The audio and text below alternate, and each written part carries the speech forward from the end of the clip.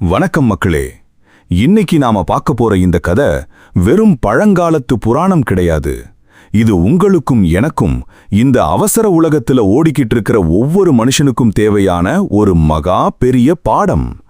மார்க்கண்டேய புராணத்துல வர்ற இந்த தத்தாத்ரேய படலம் ஒரு மனுஷன் எப்படி வாழணும், எதை தேடி ஓடணுங்கிறத ரொம்ப அழுத்தமா சொல்லுது. இந்த உலகத்துல எத்தனையோ சக்திகள் இருக்கலாம், எத்தனையோ அதிகாரங்கள் இருக்கலாம். ஆனா ஒரு மனுஷியோட மன உருவிக்கும் அவளோட தூய்மையான அன்புக்கும் முன்னாடி அந்த கடவுளே வந்து நின்னாகணும்னு சொன்னா உங்களால நம்ப முடியுதா? நிஜமா தாங்க. அனசூயா தேவியோட வாழ்க்கையில அதுதான் நடந்துச்சு. அத்ரி முனிவர் அப்படின்னு ஒரு மகா ஞானி, அவரோட மனைவி தான் இந்த அனசூயா.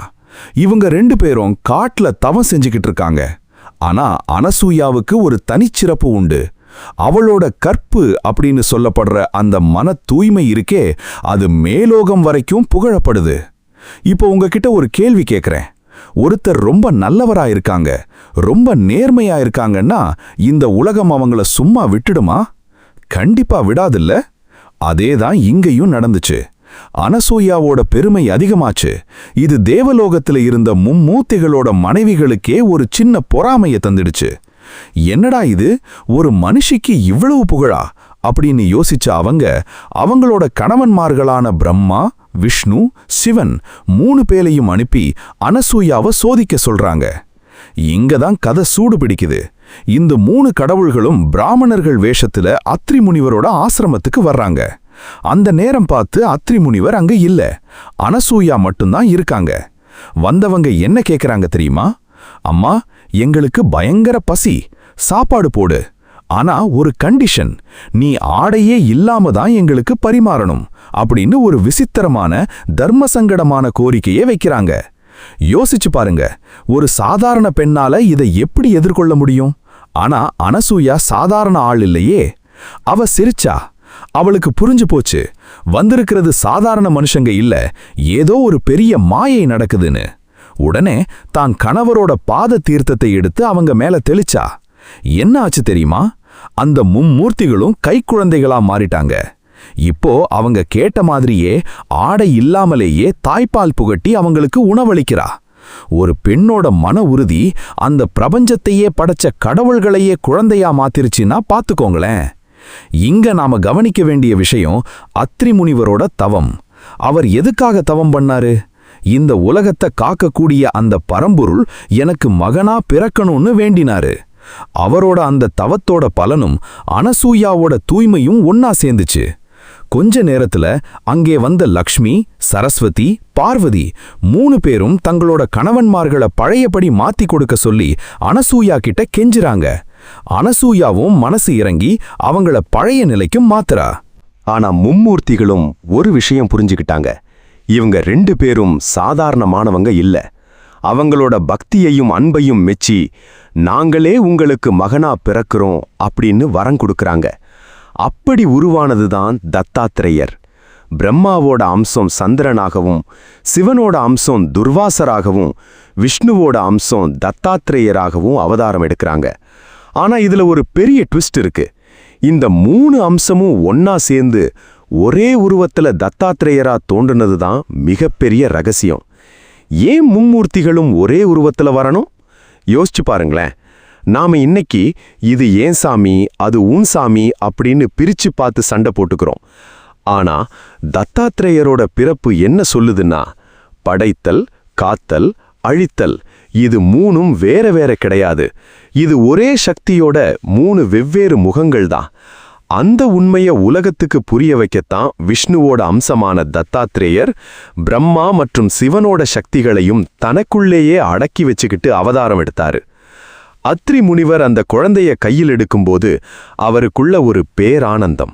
ஒரு மனுஷன் தான் வாழ்க்கையில அடைய வேண்டிய மிகப்பெரிய செல்வம் எது தெரியுமா? காசோ பணமோ இல்ல, அந்த இறைத்தன்மையே தனக்குள்ளும் தன் குடும்பத்துக்குள்ளும் வர்றதுதான்.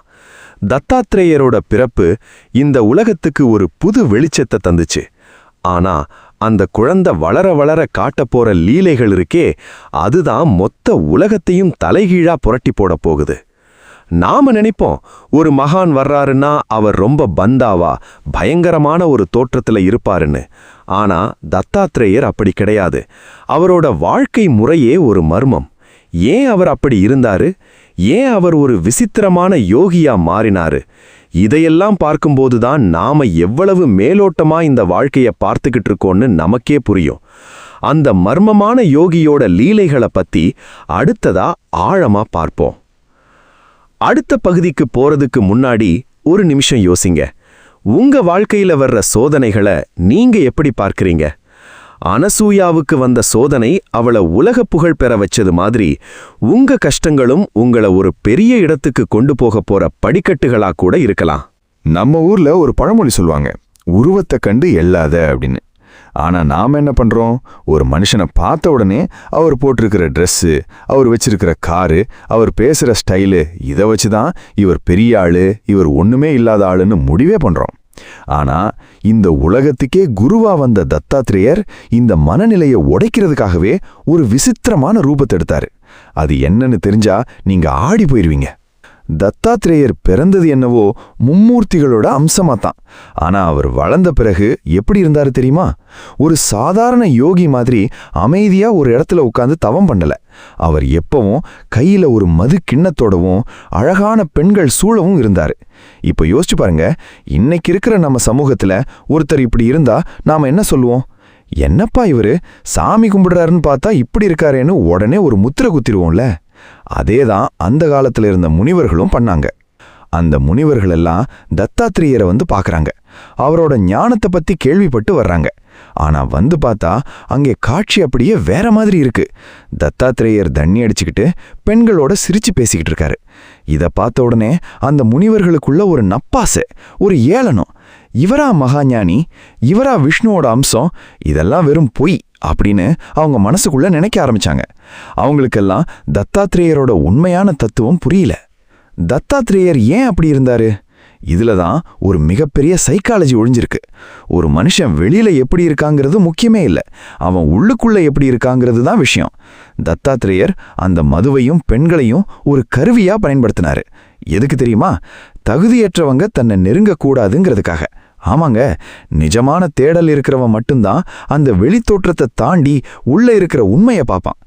மேலோட்டமா பார்க்கிற கூட்டத்துக்கு அவர் ஒரு குடிகாரனாவும் ஒரு சாதாரண மனுஷனாவும் தான் தெரிஞ்சாரு. ஒரு முறை என்னாச்சு தெரியுமா? இந்த முனிவர்களெல்லாம் அவரை தப்பா நினைச்சிட்டு அங்கேருந்து கிளம்பலான்னு முடிவு பண்ணும்போது தத்தாத்ரேயர் ஒரு காரியம் பண்ணாரு. அவர் அந்த மது கிண்ணத்திலிருந்து ஒரு துளியை எடுத்து தர மேல தெளிக்காரு. அந்த நிமிஷமே அந்த இடம் முழுக்க ஒரு தெய்வீக மனம் வீச ஆரம்பிச்சுது. அவர் பக்கத்தில் இருந்த அந்த பெண்களெல்லாம் சாதாரணமானவங்க இல்ல, அவங்க எல்லாம் லக்ஷ்மியோட அம்சங்கள்னு அந்த முனிவர்களுக்கு அப்போதான் புரிஞ்சுது. அவர் குடிச்சது மது இல்ல, அது ஒரு ஞான அமிர்தம். நம்ம வாழ்க்கையிலையும் கூட இப்படித்தான் நடக்குது. சில நேரங்கள்ல நாம ரொம்ப நேசிக்கிறவங்க இல்லனா நாம மதிக்கிறவங்க பத்தி யாராவது தப்பா சொன்னா உடனே நம்பிடுறோம். ஆனா தத்தாத்ரேயர் சொல்ற பாடம் என்னன்னா, கண்ணால பாக்குறதும் போய், காதால கேக்குறதும் போய், தீர விசாரிப்பதே மெய்.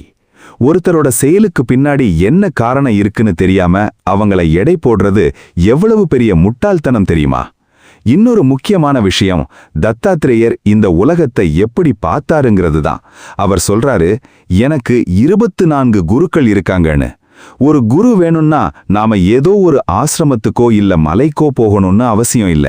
ஒரு எறும்பு கிட்ட இருந்தும் பாடம் கத்துக்கலாம், ஒரு வேசிக்கிட்ட இருந்தும் பாடம் கத்துக்கலாம், ஏன் ஒரு சிலந்தி கிட்ட இருந்தும் பாடம் கத்துக்கலான்னு அவர் வாழ்ந்து காட்டினாரு.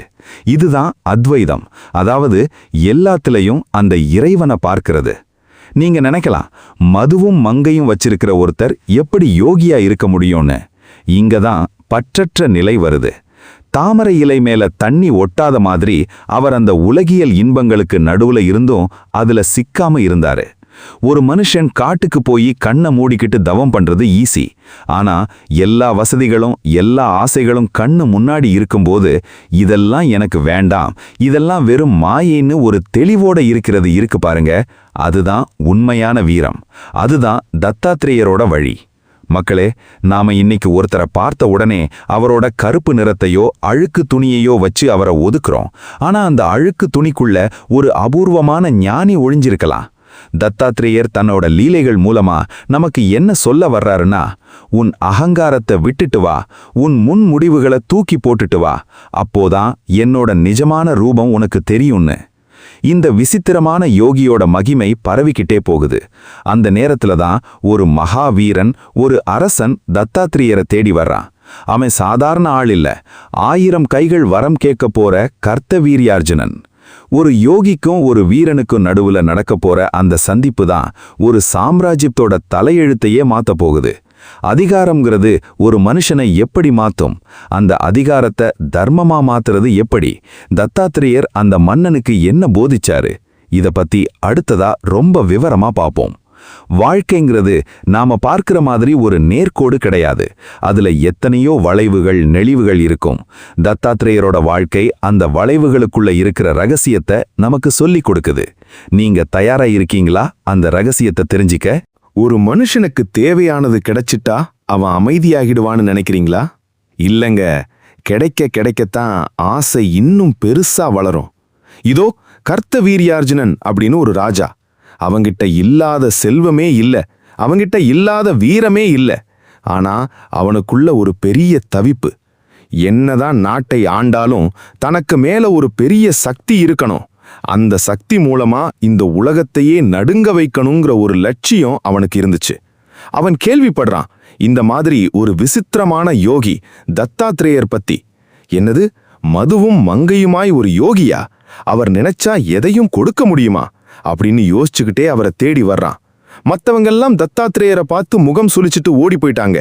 ஆனா இந்த கர்த்தவீர்யார்ஜுனன் இருக்கானே, அவர் ரொம்ப விவரமான ஆளு. அவன் நினைச்சான், ஒருத்தர் இவ்வளவு துணிச்சலா, இவ்வளவு சுதந்திரமா இந்த சமூகத்தோட பார்வையை பத்தி கவலைப்படாம இருக்காருன்னா அவருக்குள்ள ஏதோ ஒரு மகா சக்தி இருக்குன்னு முடிவு பண்ணிட்டான். தத்தாத்ரேயர்கிட்ட போய் சரணடைஞ்சான். தத்தாத்ரேயர் அவனை சோதிச்சு பார்த்தாரு. ஆனா இவன் அசரவே இல்ல. அவர் காலடியிலேயே கிடந்தான். கடைசியில தத்தாத்ரேயரோட மனசு இறங்குச்சு. உனக்கு என்ன வரம் வேணும்னு கேட்டாரு. இப்போ இந்த ராஜா கேட்ட வரம் இருக்கே, அதுதான் உலக வரலாற்றிலேயே ரொம்ப விசித்திரமானது. சாமி, எனக்கு ஒரு 1000 கைகள் வேணும்னு கேட்டான்.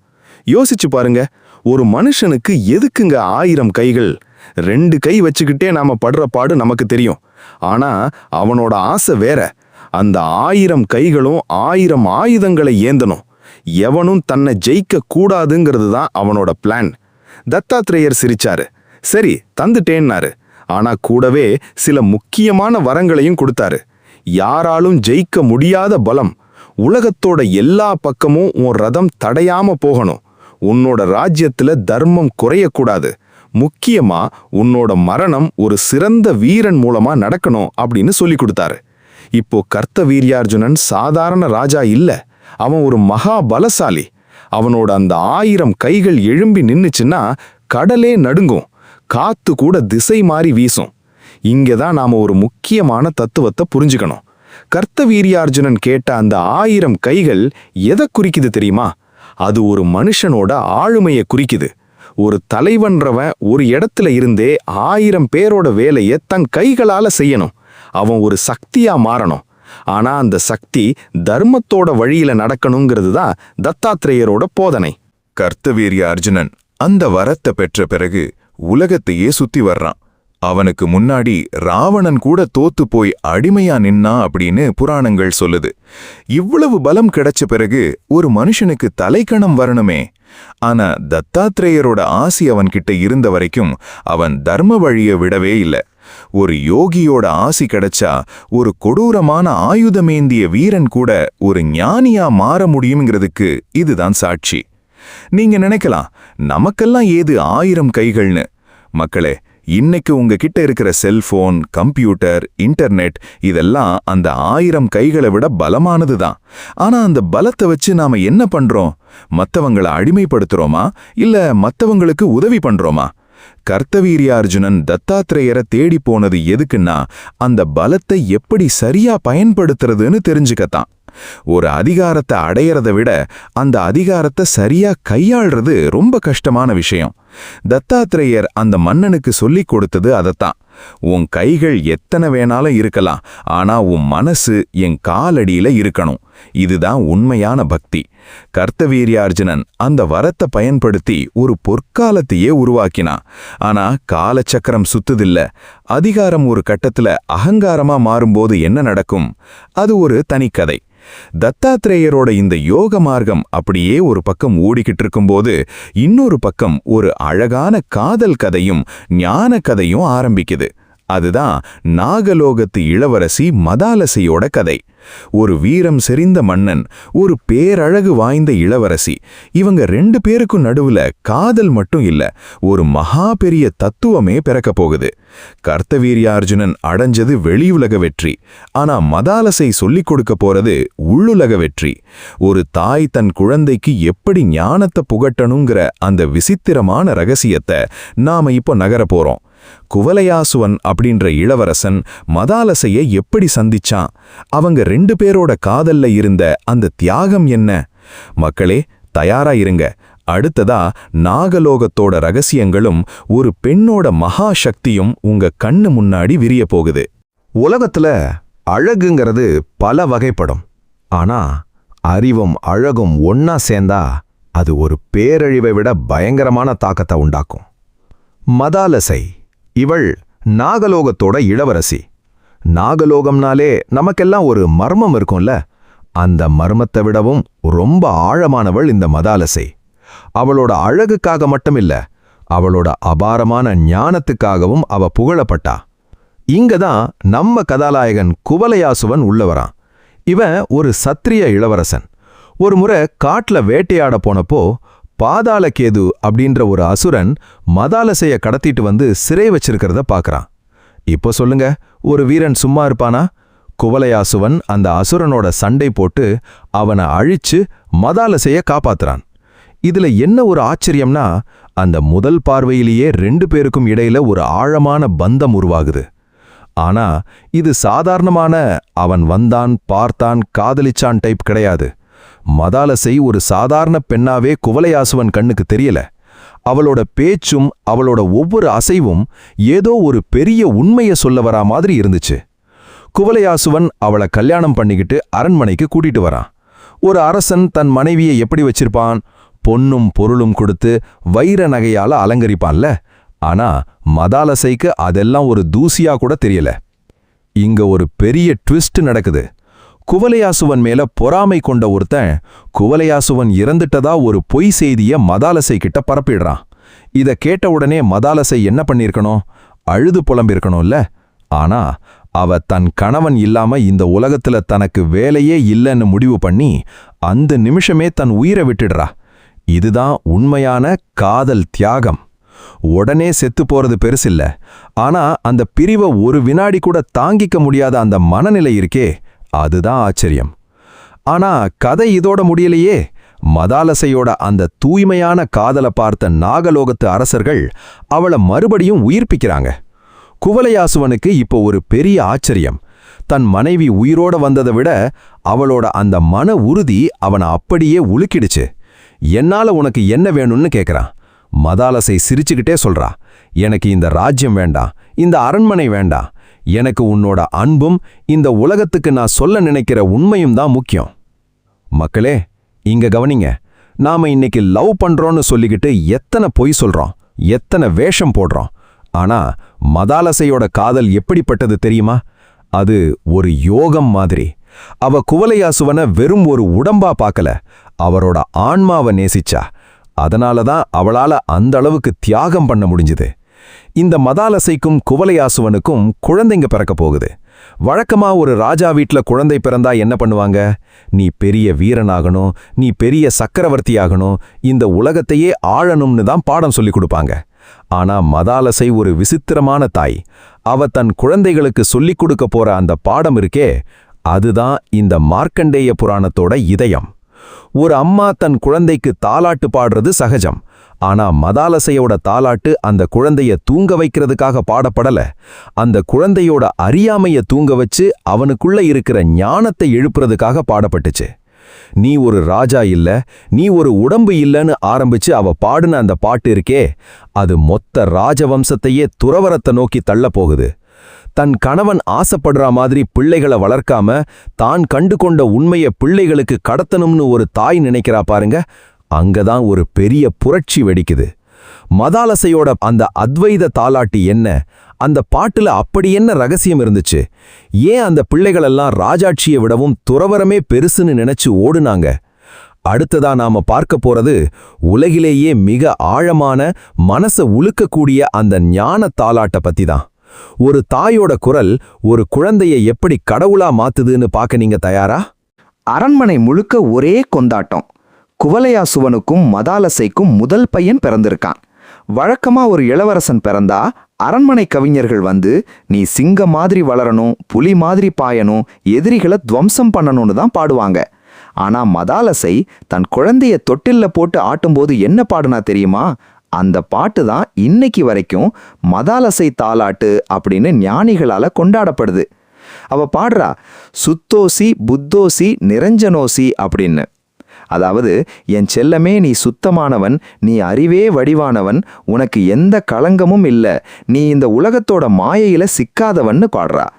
யோசிச்சு பாருங்களேன், தொட்டில்ல கிடக்கிற ஒரு பச்சை குழந்தைகிட்ட போய் உனக்கு பேரு கிடையாது, உனக்கு இந்த உடம்பு கிடையாதுன்னு சொன்னா எப்படி இருக்கும்? நாம நம்ம குழந்தைகளுக்கு என்ன சொல்லி வளர்க்கிறோம்? நீ டாக்டர் ஆகணும், நீ கலெக்டர் ஆகணும், நீ நிறைய சம்பாதிக்கணும்னு ஆசைகளை ஏத்தி விடுறோம். ஆனா மதாலசை சொல்றா, மகனே, இந்த உலகம்ங்கிறது ஒரு கனவு மாதிரி. தூக்கத்துல வர்ற கனவுல நாம ராஜாவா இருக்கலாம், பிச்சைக்காரனா இருக்கலாம்.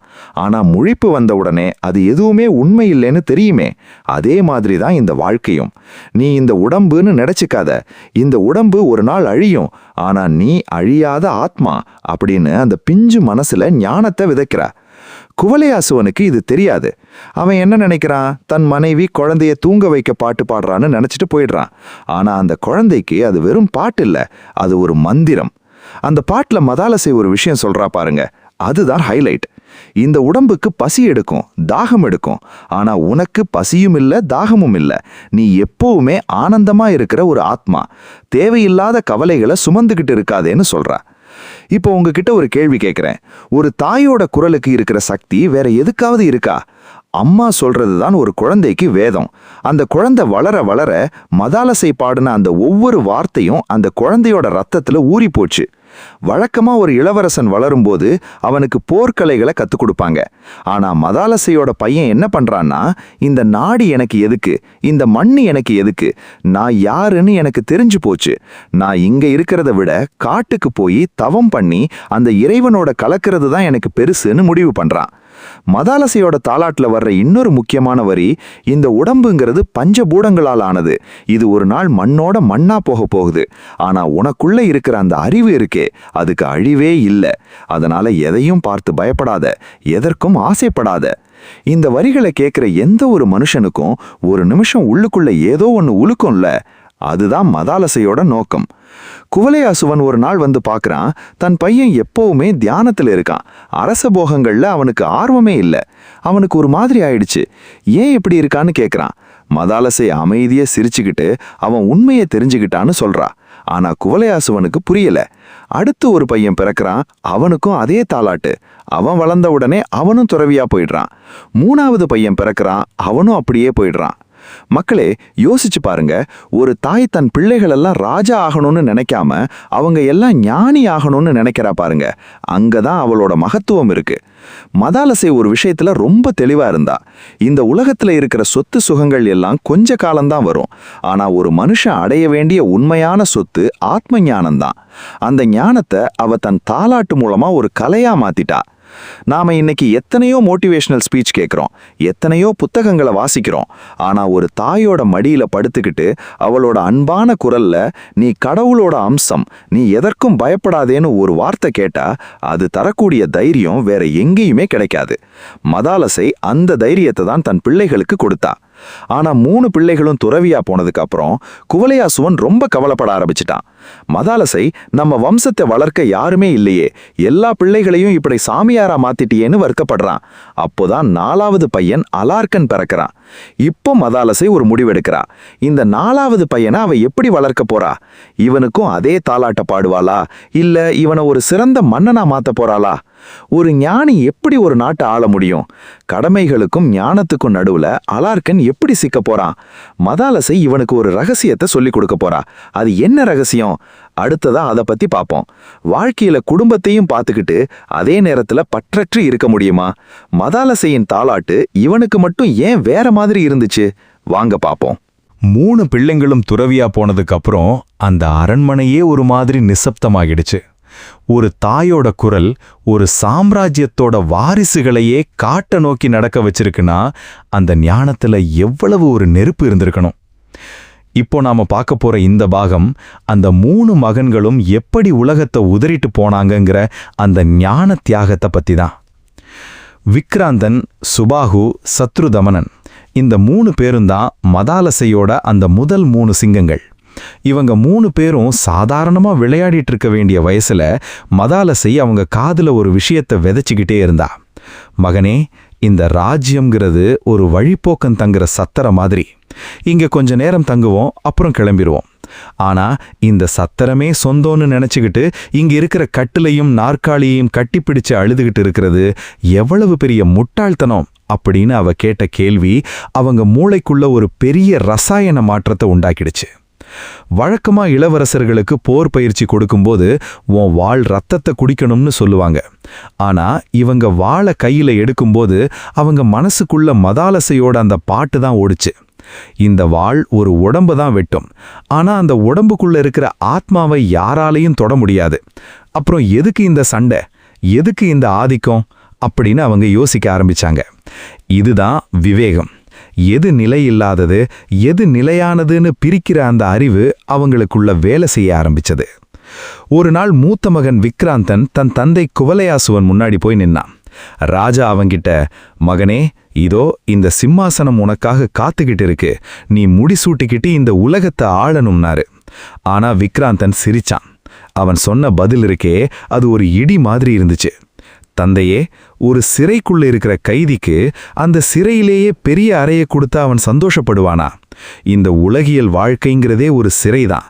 இதுல ஒரு நாட்டை ஆள்றதுங்கிறது அந்த சிறைக்குள்ளேயே ஒரு பெரிய பதவியை பெறுறது மாதிரிதான்.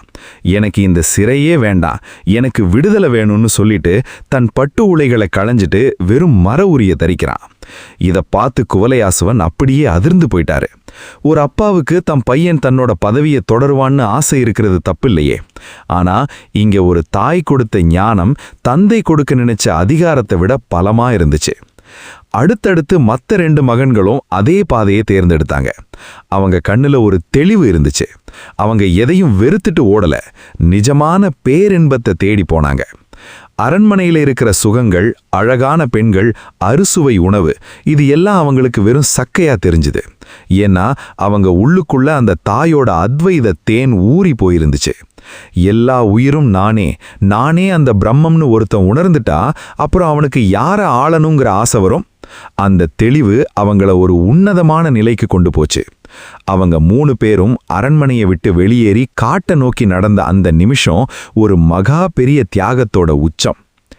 குவலயாசுவனுக்கு ஒரு பக்கம் பெருமையா இருந்தாலும் இன்னொரு பக்கம் ஒரு பெரிய பயம் வந்துடுச்சு. இப்படியே போனா இந்த நாடு என்ன ஆகும்?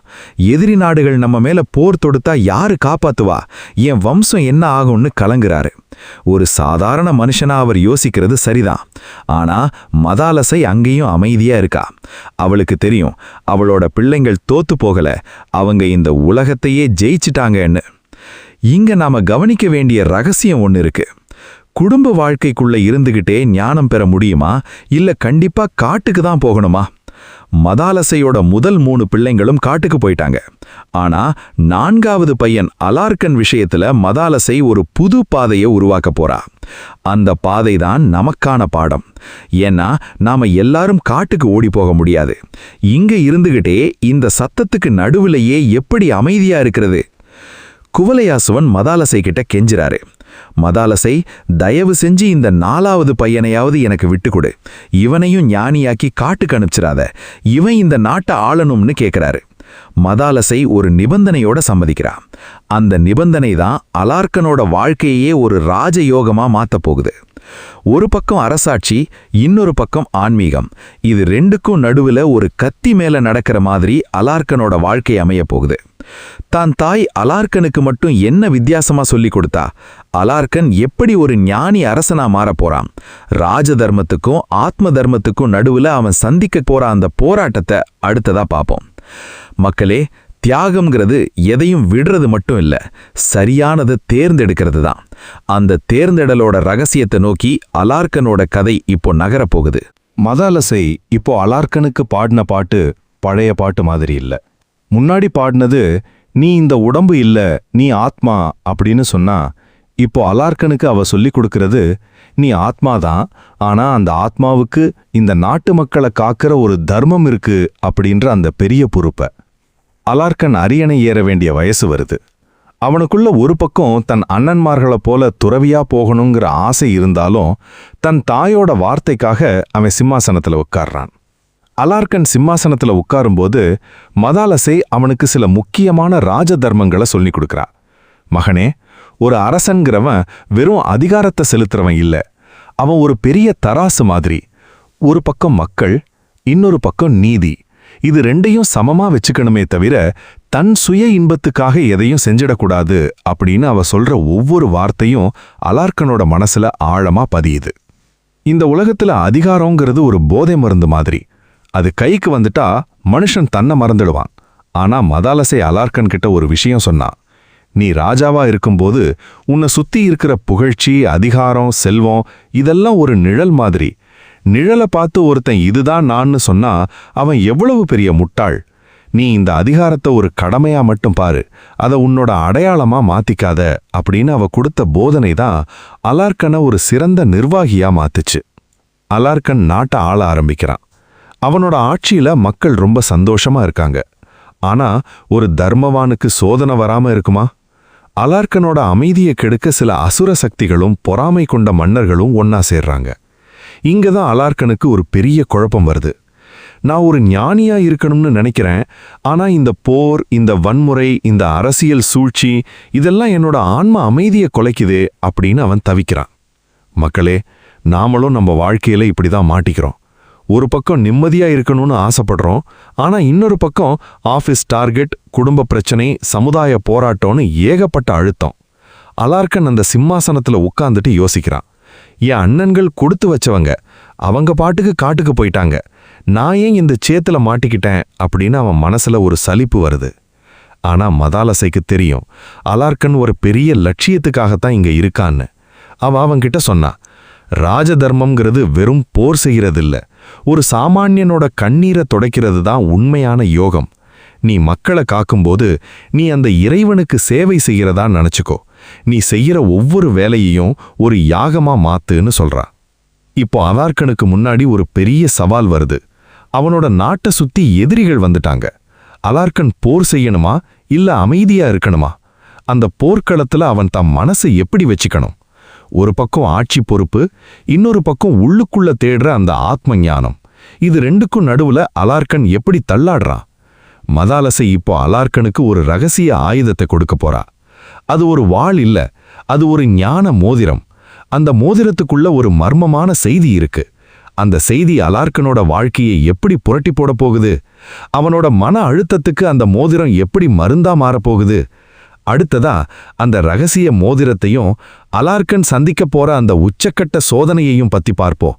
வாழ்க்கையே போராட்டமா இருக்கும்போது ஒரு ரகசிய செய்தி ஒரு மனுஷனை எப்படி காப்பாத்தோன்னு தெரிஞ்சுக்க நீங்க தயாரா? அலார்கன் சிம்மாசனத்துல உட்கார்ந்திருக்கான். ஆனா அவன் கண்ணுல தூக்கம் இல்ல. என்னடா இது வாழ்க்கை? ஒரு பக்கம் அசுரர்களோட தொல்லை, இன்னொரு பக்கம் மக்கள் கொடுக்கிற புகார். இதுக்கு நடுவுல என்னோட அமைதி எங்க போச்சு அப்படின்னு அவன் மனசுக்குள்ள ஒரு பெரிய புயலே அடிக்குது. ஒரு அரசனாகிறது எவ்வளவு கஷ்டம்னு அவனுக்கு அப்போதான் புரியுது. அவனோட அண்ணன்கள் காட்டுக்கு போயிட்டு நிம்மதியா இருப்பாங்க, நாம மட்டும் ஏன் இங்க மாட்டிக்கிட்டு முழிக்கிறோம்னு அவனுக்கு ஒரு தாழ்வு மனப்பான்மை வருது. இதே மாதிரிதான் மக்களே, நாமளும் நம்ம வேலை பளு காரணமா நிம்மதியே இல்ல, எல்லாம் ஓடி போயிடலான்னு தோணும்ல. அலார்கனுக்கும் அதே தான் தோணுச்சு. அந்த நேரத்துல தான் அவனுக்கு அவங்க அம்மா மதாலசை முன்னாடி கொடுத்த ஒரு பழைய ஞாபகம் வருது. மதாலசை ஒரு காலத்துல அலார்கன் கிட்ட ஒரு மோதிரத்தை கொடுத்து, மகனே, என்னைக்கு உனக்கு தீர்க்க முடியாத ஒரு கஷ்டம் வருதோ, என்னைக்கு உன்னோட புத்தி வேலை செய்யாம குழப்பத்துல நிக்குதோ, அன்னைக்கு இந்த மோதிரத்துக்குள்ள இருக்கிற ரகசியத்தை படி அப்படின்னு சொல்லியிருந்தாங்க. அலார்கன் அவசரமா அந்த மோதிரத்தை திறந்து பார்க்கறான். அதுக்குள்ள ஒரு சின்ன ஓலைச் சுருள் இருக்கு. அதுல என்ன எழுதியிருந்துச்சு தெரியுமா? எப்போதெல்லாம் உனக்கு துக்கம் வருகிறதோ, எப்போதெல்லாம் நீ குழப்பத்தில் இருக்கிறாயோ, அப்போதெல்லாம் சாதுக்களின் சகவாசத்தையும் தத்தாத்ரேயரின் பாதங்களையும் தேடிப்போ அப்படின்னு அந்த ரகசிய செய்தி சொல்லுது. அது மட்டும் இல்ல, அதுல ஒரு முக்கியமான தத்துவம் இருந்துச்சு. இந்த உலகம் உன்னை துரத்தல, உன்னோட ஆசைகளும் உன்னோட பற்றுகளும் தான் உன்னை துரத்துது அப்படின்னு அந்த வரிகள் அவனோட மண்டையில சுத்தியால அடிச்ச மாதிரி இருந்துச்சு. அலார்கனுக்கு அப்போதான் ஒரு விஷயம் புரியுது. அவன் இவ்வளவு நாளா நான் ராஜாவா இருக்கேன், நான் நாட்டை காப்பாத்தணும், நான் தான் இதையெல்லாம் பண்றேன் அப்படின்ற அந்த நான்கிற அகங்காரத்துல இருந்ததுனால தான் இவ்வளவு டென்ஷன். அந்த மோதிரத்துல இருந்த செய்தி அவனுக்கு ஒரு புது வழியை காட்டுது. நீ செய்யற வேலையில நீ ஒரு கருவி மட்டும்தான், அதை செய்யறவன் அந்த பரம்பொருள் அப்படின்ற அந்த எண்ணம் அவனுக்குள்ள ஒரு பெரிய மாற்றத்தை உண்டாக்கிடுச்சு. ஆனா வெறும் செய்தி மட்டும் ஒரு மனுஷனை மாத்திடுமா? போர்க்களத்துல எதிரி முன்னாடி நிக்கும்போது தத்துவம் பேசிட்டு இருக்க முடியுமா? அலார்கன் அந்த மோதிரத்தோட ரகசியத்தை புரிஞ்சுக்கிட்டாலும் அவனுக்கு ஒரு கைல் தேவைப்பட்டாரு. ஒரு சரியான குரு இல்லாம இந்த உலகியல் வாழ்க்கையையும் ஆன்மீகத்தையும் எப்படி பேலன்ஸ் பண்றதுன்னு அவனுக்கு தெரியல. அவன் முடிவெடுத்தான், இனி இந்த ராஜ்யத்தை விடவும் அந்த தத்தாத்ரேயரை சந்திக்கிறது தான் எனக்கு முக்கியம்னு. அலார்கன் இப்போ ஒரு பெரிய ரிஸ்க் எடுக்கிறான். ஒரு பக்கம் போர் நடந்துகிட்டு இருக்கு, இன்னொரு பக்கம் அவன் அந்த மர்மமான யோகியான தத்தாத்ரேயரை தேடி புறப்படுறான். மக்கள் எல்லாம் ஆச்சரியப்படுறாங்க. ராஜா எங்க போறாரு? இந்த இக்கட்டான நேரத்துல நாட்டை விட்டுட்டு போறாரே அப்படின்னு. ஆனா அலார்கனுக்கு தெரியும், தன் உள்ளுக்குள்ள இருக்கிற அந்த போரை ஜெயிச்சா மட்டும்தான் வெளியில இருக்கிற போரை ஜெயிக்க முடியும்னு. நாம கூட அப்படிதான் மக்களே. வெளியில இருக்கிற பிரச்சனைகளை சரி பண்றதுக்கு முன்னாடி நம்ம மனசுக்குள்ள இருக்கிற அந்த பயத்தையும் குழப்பத்தையும் சரி பண்ணணும். அலார்கன் அந்த மோதிர ரகசியத்தை கையில பிடிச்சுக்கிட்டு காடு மேடெல்லாம் அலைஞ்சு அந்த தத்தாத்ரேயரை தேடி போறான். தத்தாத்ரேயர் எங்க இருப்பாரு? அவர் ஒரு விசித்திரமான கோலத்துல இருக்கிறவர்னு நாம ஏற்கனவே பார்த்தோம்ல. அந்த மகா யோகிய அலார்கன் சந்திச்சானா? அந்த சந்திப்புல அவனுக்கு என்னென்ன யோக முறைகள் சொல்லிக் கொடுக்கப்பட்டுச்சு? அலார்கனோட அந்த தேடல் வெறும் ஒரு மன்னனோட தேடல் இல்ல, அது ஒவ்வொரு மனிதனோட தேடல். ஒரு வேலையை செஞ்சுக்கிட்டே எப்படி தியானம் பண்றது, கடமைகளை செஞ்சுக்கிட்டே எப்படி பற்றற்று இருக்கிறது, இதையெல்லாம் தத்தாத்ரேயர் இப்போ அலார்கனுக்கு சொல்லிக் கொடுக்க போறாரு. அந்த யோக மார்க்கம் என்னன்னு தெரிஞ்சுக்க அடுத்த பாகத்துக்கு வாங்க. அலார்கன் காடு முழுக்க அலைஞ்சு திரியிறான். அவனுக்கு முன்னாடி தத்தாத்ரேயர் எப்படி தோன்றுவாருன்னு ஒரு கற்பனை இருந்துச்சு. ஆனா அவன் வந்து பார்த்த காட்சி வேற. தத்தாத்ரேயர் ஒரு இடத்துல ரொம்ப இயல்பா எந்த ஒரு ஆறாவாரமும் இல்லாம உட்கார்ந்திருக்காரு. அலார்கன் அவர் காலில் விழுந்து கதறான். சாமி, எனக்கு இந்த ராஜ்யம் வேணாம், இந்த பாரம் வேணாம், என் அண்ணன்மார்கள் மாதிரி எனக்கும் அந்த விடுபடுற வழியை சொல்லிக் கொடுங்க, நிம்மதியே இல்லாம நான் செத்துக்கிட்டு இருக்கேன் அப்படின்னு தன் மன பாரத்தை எல்லாம் கொட்டுறான். தத்தாத்ரேயர் அந்த மன்னனை பார்த்து ஒரு சின்ன சிரிப்பு சிரிச்சாரு. அந்த சிரிப்புல 1000 அர்த்தம் இருந்துச்சு. அவர் சொன்னாரு, அலார்கா, உன் அண்ணன்மார்களுக்கு துறவரம் ஒரு கடமையா இருந்துச்சு. ஆனா உனக்கு இந்த உலகத்துல இருந்துகிட்டே கடமையை செய்யறது தான் உன் யோகம். நீ ஓடி போகணும்னு நினைக்கிறதே ஒரு பலவீனம் தான்னாரு. அலார்கனுக்கு ஒண்ணுமே புரியல. கடமையை செஞ்சுக்கிட்டு எப்படி சாமி யோகியா இருக்க முடியும்னு கேக்குறான். இங்கதான் தத்தாத்ரேயர் அந்த மகா பெரிய அஷ்டாங்க யோக ரகசியங்களை அலார்கனுக்கு போதிக்கிறாரு. அவர் சொல்றாரு, யோகம்ங்கிறது மூச்சை அடக்கிறதோ இல்ல தலைகீழா நிக்கிறதோ மட்டும் இல்ல, உன் மனசு எதுலையும் ஒட்டாம இருக்கிற அந்த கலை தான் யோகம். நீ போர்க்களத்துல வாழ் ஏந்தும் போது அந்த வாழ் உன் கையில இருக்கணுமே தவிர உன் மனசுக்குள்ள இருக்கக்கூடாது. நீ அரியணையில உட்காரும் போது அந்த சிம்மாசனம் உனக்கு கீழே இருக்கணுமே தவிர உன் தலை மேல இருக்கக்கூடாது. அலார்கன் அப்படியே திகைச்சு போய் கேட்கறான். தத்தாத்ரேயர் அவனுக்கு பிராணாயாமம் மற்றும் தியானம் பத்தி சொல்லிக் கொடுக்கறாரு. ஆனா அது ஏதோ ஒரு காட்டுல உட்கார்ந்து பண்றதுக்கு இல்ல. நீ ஒரு தீர்ப்பு சொல்லும்போது உன் மனசு ஒரு தராசு முள்ளு மாதிரி அசையாம இருக்கணும்னா உனக்குள்ள ஒரு தியான நிலை வேணும். அந்த தியானம் உன்னை சுத்தி நடக்கிற சத்தங்கள்ல இருந்து உன்னை பிரிக்காது, மாறாக அந்த சத்தங்களுக்கு நடுவுலையும் உன்னை தெளிவா இருக்க வைக்கும் அப்படின்னு ஒரு புது விளக்கத்தை கொடுக்கறாரு. மக்களே, இதை கொஞ்சம் ஆழமா கவனிங்க. நாம இன்னைக்கு டைம் இல்ல, வேலை அதிகமா இருக்கு, அதனால தான் சாமி கும்பிட முடியல, மெடிடேஷன் பண்ண முடியலன்னு சொல்றோம்ல. அதுக்கு தத்தாத்ரேயர் என்ன சொல்றாருன்னா, உன் வேலையே ஒரு மெடிடேஷனா மாறுறது தான் உண்மையான யோகம். அலார்க்கனுக்கு அவர் சொல்லி கொடுத்தது அதைத்தான். நீ ஒரு அரசனாக உன் கடமையை செய்யும்போது நான் தான் இதை செய்யறேங்கிற அந்த கர்வத்தை மட்டும் விட்டுடு. அந்த வேலையை அந்த பிரபஞ்சத்துக்கே அர்ப்பணம் பண்ண. அலார்க்கனுக்குள்ள ஒரு பெரிய வெளிச்சம் பிறக்குது. அவனோட குழப்பமெல்லாம் பனி மாதிரி கரைய ஆரம்பிக்குது. அவன் புரிஞ்சுக்கிட்டான், தன்னை துக்கப்படுத்துறது எதுவுமே வெளியில இல்ல, உள்ளுக்குள்ள இருக்கிற அவனோட ஆசைகளும் பயங்களும் தான். தத்தாத்ரேயர் அவனுக்கு பற்றற்ற நிலைய பத்தி ஒரு உதாரணம் சொல்றாரு. ஒரு தாமரை இலை தண்ணிக்குள்ள தான் இருக்கு, ஆனா அந்த தண்ணி அது மேல ஒட்டுறதில்ல. அதே மாதிரி நீயும் இந்த உலகத்துக்குள்ள இரு, ஆனா இந்த உலகம் உனக்குள்ள நுழையாம பாத்துக்கோ. அலார்க்கன் அந்த யோக பயிற்சிகளை அங்கேயே செஞ்சு பார்க்கறான். கொஞ்ச நேரத்திலேயே அவனுக்குள்ள ஒரு மகா அமைதி வந்துடுச்சு. இவ்வளவு நாளா பயந்த அந்த அசுரர்கள், அந்த போர், அந்த பிரச்சனை எல்லாம் அவனுக்கு ஒரு விளையாட்டு மாதிரி தெரிய ஆரம்பிக்குது. அவன் தான் குருவோட ஆசியை வாங்கிக்கிட்டு ஒரு புது மனுஷனா, ஒரு மகா யோகியா தன்னோட நாட்டுக்கு திரும்புறான். இப்போ அவன் கையில வாள் மட்டும் இல்ல, ஒரு அசைக்க முடியாத ஞானமும் இருக்கு. திரும்பி வந்த அலார்க்கன் அந்த போரை எப்படி எதிர்கொண்டான்? அவனோட அந்த ராஜயோகம் அந்த நாட்டு மக்களுக்கு எப்படி பயன் தந்துச்சு? கடைசியில அலார்க்கன் அந்த தத்தாத்ரேயர் சொன்ன அந்த முக்தி நிலைய எப்படி அடைஞ்சான்? அவனோட வாழ்க்கை பயணம் ஒரு சாதாரண மனிதனுக்கு சொல்ல போற அந்த இறுதி பாடம் என்ன? அடுத்ததா நாம பார்க்க போறது அலார்க்கனோட அந்த உச்சகட்ட வெற்றி பயணத்தை பத்தி தான். ஒரு அரசன் ஞானியா மாறி எப்படி தான் கர்மாம கழிச்சிட்டு முக்தி அடைகிறாங்கிற அந்த ரகசியம் அடுத்ததா உங்களுக்காக. தத்தாத்ரேயரை சந்திச்சிட்டு வந்த அலார்க்கன் கிட்ட இப்போ பழைய பயம் இல்ல, அந்த தவிப்பு இல்ல. அவன் அரண்மனைக்குள்ள நுழையும் போதே அவனோட முகத்துல ஒரு தனி தேஜஸ் தெரியுது. எதிரிகள் கோட்டை வாசல்ல நின்னு கத்திக்கிட்டு இருக்காங்க. ஆனா அலார்க்கன் ரொம்ப அமைதியா தான் ஆசனத்துல வந்து உட்கார்றான். முன்னாடி இருந்தா பதட்டப்பட்டு படைகளை திரட்டி இருப்பான். ஆனா இப்போ அவனுக்குள்ள இருக்கிற அந்த யோக சக்தி வெளியில இருக்கிற அத்தனை குழப்பத்தையும் ஒரு துகள் மாதிரி மாத்திருச்சு. அலார்க்கன் தன் யோக பலத்தாலையும் தத்தாத்ரேயர் சொல்லிக் கொடுத்த அந்த ராஜ தர்மத்தாலையும் எதிரிகளை ரொம்ப சுலபமா கையாள்றான். ஆனா இங்க ஒரு பெரிய ஆச்சரியம் என்னன்னா, அவன் யாரையும் வெறுக்கல. எல்லா உயிர்லையும் அந்த இறைவனே இருக்காங்கிற மதாலசியோட அந்த தாலாட்டும் தத்தாத்ரேயரோட அந்த போதனையும் அவனுக்குள்ள ஊறி போயிருந்தது. அவன் போரிட்டது இரத்தத்துக்காக இல்ல, தர்மத்தை நிலைநாட்டுறதுக்காக மட்டும்தான். அந்த போர் முடிஞ்சதுக்கு அப்புறம் அலார்க்கன் ஒரு பொற்கால ஆட்சியை தர்றான். மக்கள் அவனை ஒரு ராஜாவா மட்டும் பார்க்கல, ஒரு நடமாடும் தெய்வமா பார்த்தாங்க. காலம் உருண்டோடிக்கிட்டே இருக்கு. அலார்க்கனுக்கு வயசாகுது. ஆனா அவரோட மனசு இன்னும் இளமையா அந்த ஞானத்தோட வெளிச்சத்துல பிரகாசிச்சுக்கிட்டே இருக்கு. ஒரு நாள் அவர் நினைக்கிறாரு, இந்த உலகத்துல நான் செய்ய வேண்டிய கடமைகள் எல்லாம் முடிஞ்சு போச்சு. என் மக்களுக்கு ஒரு நல்ல பாதையை காட்டிட்டேன். என் வம்சத்தையும் தர்ம வழியில நிலைநிறுத்திட்டேன். இனி நான் அந்த பரம்பொருளோட சேர வேண்டிய நேரம் வந்துடுச்சுன்னு முடிவு பண்றாரு. அவர் காட்டுக்கு ஓடல, சந்நியாசம் வாங்கல. தான் இருந்த அந்த இடத்துல இருந்தே ஒரு ஆழ்ந்த தியானத்துல இறங்குறாரு. அவரோட மூச்சு மெல்ல மெல்ல அடங்குது. அவரோட ஆத்மா அந்த பிரபஞ்ச பெருவெளியில கலக்குது. இதுதான் மக்களே முக்தி. முக்தினா எங்கேயோ போறதில்ல, நாம யாருங்கிறத முழுசா உணர்ந்து இந்த உலக மாயையிலிருந்து விடுபடுறது தான். அலார்க்கன் வாழ்ந்து காட்டின அந்த வாழ்க்கை இன்னைக்கு இருக்கிற நம்ம எல்லாருக்கும் ஒரு மிகப்பெரிய பாடம். நாம நினைக்கிறோம், எனக்கு இவ்வளவு பொறுப்பு இருக்கு, நான் எப்படி ஆன்மீகத்துல ஈடுபட முடியும்னு.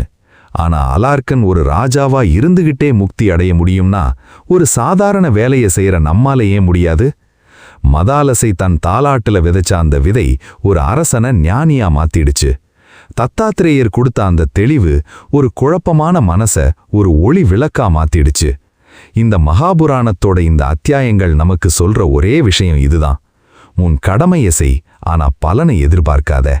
இந்த உலகத்துல இரு, ஆனா உலகம் உன்னக்குள்ள இருக்கக்கூடாது. இந்த கதையை இவ்வளவு தூரம் கேட்ட நீங்க இன்னைக்கு ஒரு நிமிஷம் கண்ணை மூடி யோசிங்க. நீங்க எதை நோக்கி ஓடிக்கிட்டு இருக்கீங்க? காசு, பணம், பதவி இதெல்லாம் ஒரு நாள் உங்களை விட்டு போக போறதுதான். ஆனா அலார்க்கன் தேடின அந்த தெளிவு இருக்கு பாருங்க, அதுதான் உங்களோட கடைசி வரைக்கும் வரும். உங்க அம்மா உங்களுக்கு சொல்லிக் கொடுத்த நல்ல விஷயங்கள், உங்க குரு உங்களுக்கு காட்டின வழி, இதை மட்டும் கெட்டியா பிடிச்சுக்கோங்க. மக்களே, வாழ்க்கைங்கிறது ஒரு போராட்டம்தான், இல்லைன்னு சொல்லல. ஆனா அந்த போராட்டத்தை ஒரு விளையாட்டா பார்க்க கத்துக்கோங்க. உங்க ஒவ்வொருத்தருக்குள்ளேயும் ஒரு அலார்க்கன் இருக்கா, ஒரு மதாலசை இருக்கா, ஒரு தத்தாத்திரேயர் இருக்காரு. அந்த தேடலை ஆரம்பிங்க. நீங்க செய்யற ஒவ்வொரு சின்ன வேலையையும் ஒரு யோகமா மாத்துங்க. நீங்க போடுற ஒவ்வொரு அடிக்கும் ஒரு அர்த்தம் இருக்கட்டும். இந்த மகாபுராணத்தோட ஆழமான கருத்துக்கள் உங்க மனசை ஒரு நிமிஷமாவது உலுக்கி இருக்கும்னு நான் நம்புறேன். இந்த மாற்றம் தான் எனக்கு வேணும். ஒரு மனுஷன் தான் உள்ளுக்குள்ள இருக்கிற அந்த மகா சக்தியை உணர்ந்துட்டா அப்புறம் அவனுக்கு இந்த உலகத்துல பயமே இருக்காது. தத்தாத்திரேயரோட ஆசி உங்களுக்கு எப்பவும் இருக்கும். மதாலசையோட அந்த ஞான குரல் உங்க காதுல எப்பவும் ஒலிச்சுக்கிட்டே இருக்கட்டும். இந்த தொடர் இதோட முடிஞ்சாலும் உங்களோட அந்த ஞான பயணம் இப்பதான் ஆரம்பிக்குது. தைரியமா நடங்க. உங்க வாழ்க்கையை நீங்களே ஒரு காவியமா படைங்க. நீங்க அடைய வேண்டிய அந்த உச்சகட்ட முக்தி உங்க கை எட்டும் தூரத்துல தான் இருக்கு. அந்த நம்பிக்கையோட, அந்த தெளிவோட ஒரு புது மனுஷனா